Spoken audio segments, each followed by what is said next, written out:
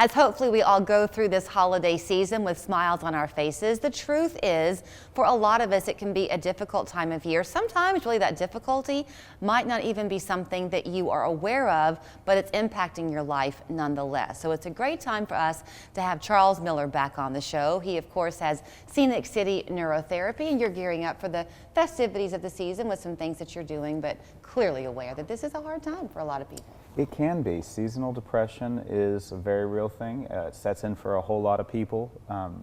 It has to do a lot with, the lack of sunshine. We get out of work now, instead of seeing the end of the day, we see just darkness. Okay, so let's talk a little bit before we get into the what you're doing that's celebratory kind of at Neurotherapy.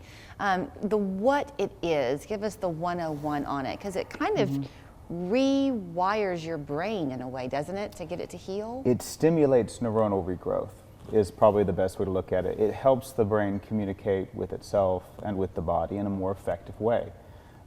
Helps you not feel good necessarily, but feel correctly. It makes you feel your environment the way it should be felt. Okay, so can we pause on that one and say that again? Because to say that it makes you feel correctly, my take on that means that if your brain is not functioning optimally, then an input that you might receive that somebody else might take and interpret one way, you might take and interpret another way. Is that correct? Right or wrong? Yeah, it's we all go out into the world and live our day-to-day lives, and the stimulation's always coming in. Somebody who struggles with, say, chronic anxiety, it's, everything has a measured level of anxiety tied to it, but like crossing the street should have this much anxiety tied to it, not this much anxiety. So they're feeling too much or not enough with activities as they go through their day. Okay, you mentioned anxiety. I know we've had conversations before kind of about the different ways you can help people who you see crossing through the door. Anxiety is one, PTSD is another. First responders have been coming to you for a while. Yeah, absolutely. First responders, veterans, and even just PTSD is not tied to a specific single event. Complex PTSD can be a series of events over the lifespan. Many of our patients struggle with PTSD as a component of their mood disorder. Okay, chronic pain. You see a lot with that? We do. We work a lot with chronic pain because it helps specifically with what's called neuropathic pain. It's when the brain sends a pain signal where there's no injury, and we help reset the way the brain is sending these inappropriate signals. What about learning disabilities like ADHD and that kind of thing? Well, ADHD is not something that is under our umbrella of what we treat. But when the brain feels the environment correctly, focus is easier, clarity, functionality as you go through your day, you're just able to stay on task better. I mean, I have not rehearsed this with you at all, but I was having a conversation with a friend the other day who's kind of in psychology line of work, and she, I think, was telling me that often ADHD, for example, does not stand alone. You're much more likely to have another condition that goes along with it.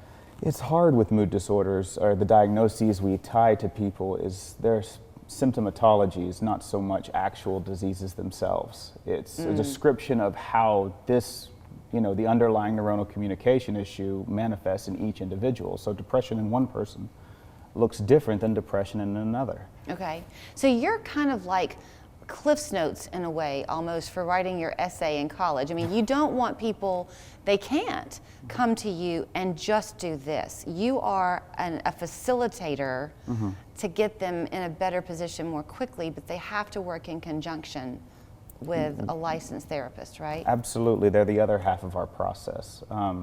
We equate the therapeutic portion, the talk therapy component, as the other half of our process. Like physical therapy is to a knee replacement. We can get the anatomy correct, but if you don't do something with it, then getting better it depends on the person. Okay, so I'm sorry I'm peppering you, but okay, if you're the person with chronic pain, if you're a fibromyalgia sufferer, would you need a therapist, or would you just if there is a mood component to it, we'll include therapy with chronic pain treatments, but a lot of our chronic pain patients end up in physical therapy, which we work closely with as well. Ah, okay, that's right, you had that conversation with me not long ago.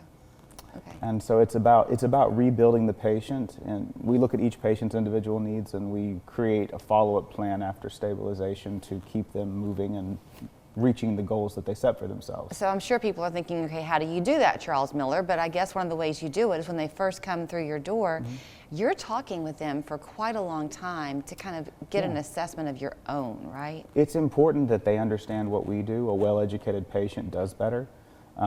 They come through the door, we talk for about an hour they get to learn about us and we get to learn about them. They get to ask all the questions they have, so they have a really good idea about what moving forward with this program would look like. If somebody came in to you tomorrow and you had the assessment and they said and you felt like they suffered with anxiety, let's just say, and they did their first, it's a ketamine treatment, an infusion that they're going to have, right? That's typically? one of the treatments we offer, yeah. But not infusion. only. Not only. We do ketamine infusion therapy, we do transcranial magnetic stimulation.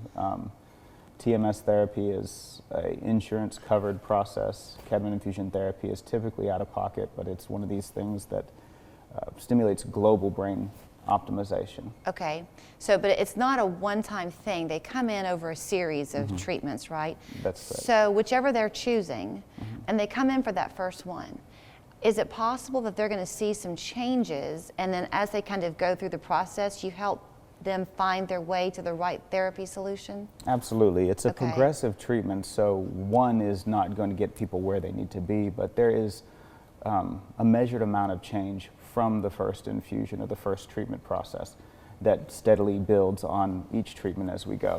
Okay. And once we get to a certain point, we become less in their process, and then their work they do with their counselor Right. takes over. But is that counselor part of the plan from day one, or does that person maybe emerge after? We oftentimes refer to it as planning to plan. So Okay. we get the patient in for the consultation, and then we start talking at that point about, are they already with a counselor? Does their counselor need to know more about this? We have an Right. open door policy with providers. You can just come in and learn. Right. You just schedule with us and you come in and you get to see the process. It's and how it all it's works. very, very interesting. And I mean, thank you for letting me just sit down and say, okay, Charles, how about this? And now how about this? But it's what you do all day, and people are asking you these same questions and then some. We understand that it's a different way of doing things, and people don't know a whole lot about it, and so it's very important that we, instead of, keeping to ourselves, we kind of have this open door policy on Right. education for providers and patients alike. And to realize that you can have your brain heal, not just be treated symptomatically, but to heal is a great thing to know. It's a wonderful new field of study. Neuroregenerative therapies, they're seeing benefits in everything from dementia, Alzheimer's, stroke recovery, traumatic brain injuries, post-acute coronavirus syndrome, which is the brain fog and inability to function after a coronavirus infection. All you have to do is give them a call. And the celebratory part that we didn't touch on, I'm sorry for that, is they're doing Toys for Tots with the U.S. Marine Corps. So the final drop-off date for that is going to be what? Do you know? It's December 11th. Okay, so bring a new toy, unwrapped, to your offices there on Shallowford Road, and you'll give it to Toys for Tots. December 11th is the deadline. Yes, that would be great if we could get as much in as we can by December 11th. All right, and then here's your phone number to call them, 228-0579. You can also read more online, ScenicCityNeurotherapy.com.